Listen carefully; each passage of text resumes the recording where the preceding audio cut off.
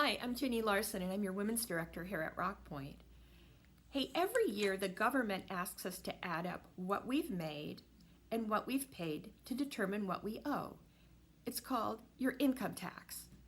And there's a word in the verse that we'll be studying today that has to do with this that I'd like to take a look at. It's in Romans 4:8. Romans 4:8 reads, "Blessed is the man whose sin the Lord will never count against him."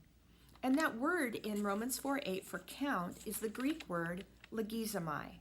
Logizomai is an accounting term that means that you create a ledger, and on that ledger you put what the person owes and what they've paid in, and then what still remains, what their debt is.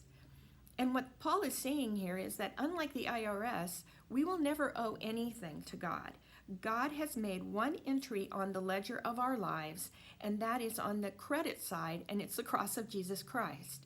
And so there will never be anything left at the end of that ledger after we logizomai, where God has counted our sins and told us that we owe. What a wonderful concept. And that debt has been clearly paid on the cross, and we're able to move on.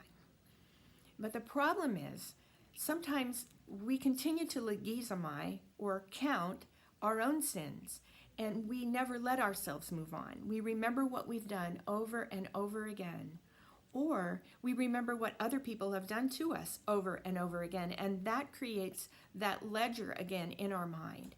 And Paul is saying you don't need to do that anymore.